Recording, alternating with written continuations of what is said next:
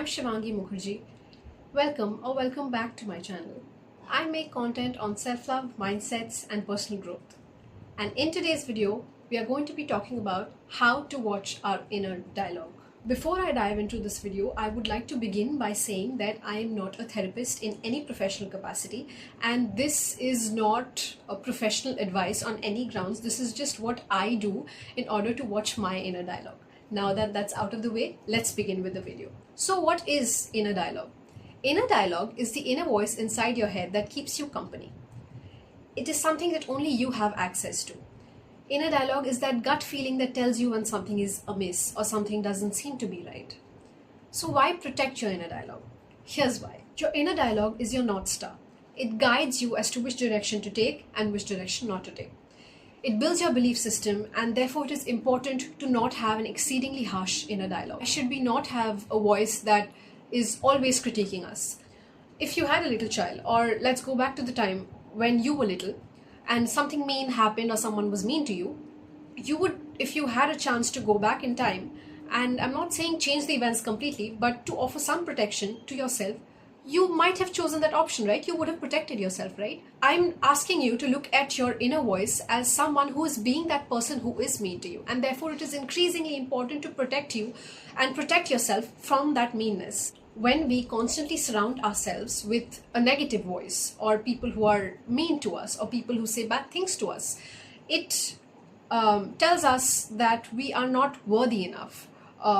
We are not good enough. And it is important that we don't say these things to ourselves, because then we start believing it and then we start internalizing it.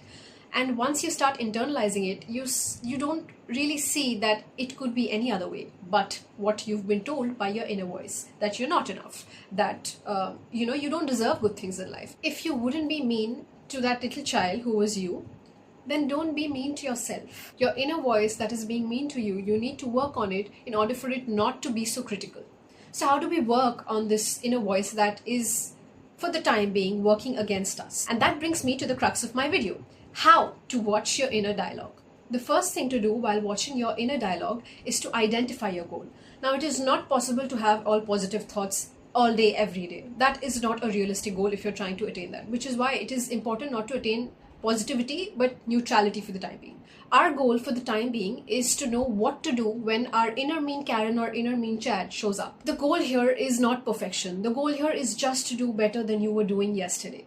So what do we do the next time that our inner mean shows up? If your mind has been playing tricks on you, you play tricks right back at your mind. Reverse psychology. What do I mean by that? If your inner mean has been telling you that you do not look good in a particular dress and you should not be walking out of your house in that particular dress, I'd say walk out of your house in that particular dress and challenge your inner voice. Rebel against your inner voice and see how that feels.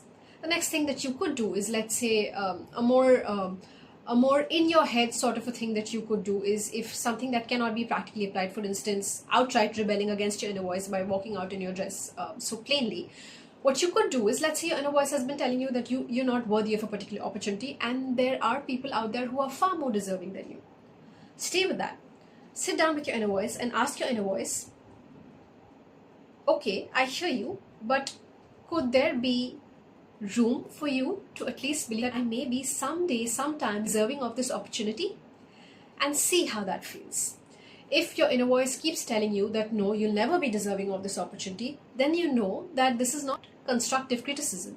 This is your inner voice trying to pull you down, trying to bring you down, and in most cases this is internalized by what people have told you, by what you perceived in your surroundings. But if your inner voice tells you that in order to land a particular opportunity, you might have to work towards it, then this is constructive criticism, and that is something that you should stay with and work on. The next thing that you can do is dive headfirst into your fears. You're scared of swimming, you're scared of dancing, take up those classes and start swimming and dancing. See how it feels. Once you start realizing that it was not something to be afraid of in the first place, your inner mean starts growing smaller. Your inner mean that told you that you were not good enough to perform these activities starts growing smaller, to a point where you can look your inner mean in the eye and ask them to back right down. The last thing that you can do, that may sound a little controversial given that all of this while I've been asking you to attack your inner voice, is to treat your inner voice with love, is to understand and thank your inner voice. the first thing you do is understand that your inner voice has a backstory. A lot of your inner voice is dialogue that has been internalized from what others have told you, from what you've perceived from the surroundings. Maybe the last time you were wearing, and I'm using the example of a dress again because it's something that you can easily comprehend perhaps. Maybe the last time you wore a dress, something bad happened. Maybe someone looked at you in a way that you wouldn't have appreciated. Maybe someone made a comment that you were hurt by. And so your inner voice is actually trying to protect you when, even in a mean way, it asks you not to wear a certain dress or not to do something because they don't think it's right for you. So to that inner voice that has been trying to protect you in a gentle way, I would ask you to sit down, have this conversation with yourself and tell yourself that it is okay, that they have been trying to protect you because they have sensed triggers and they have been trying to protect you from a similar incident that had happened in the past. But history need not repeat itself always, and you'd rather take your chances because you cannot live your life in fear of what is going to happen, what someone is going to say, how you might be perceived. And the sooner you release yourself from these shackles, you will be living a happy life. Did you know that according to a study conducted, it was found that a handful of people do not hear any voice inside of their head? It was also found that inner voice in certain people may not always be eloquent. There might not be a monologue there, so to speak. Some people might be experiencing visuals in their head as a way of dialogue. Some people might be hearing just words as a way of their inner them communicating with themselves. So I'm curious to know which category do you fall under? Do you have an eloquent monologue? Do you hear words? Do you see visuals? Please do let me know if you've made it till this far. With that, we come to the end of the video. Thank you so much for watching. I will take your leave now and we'll see you in my next video. Bye bye. Take care.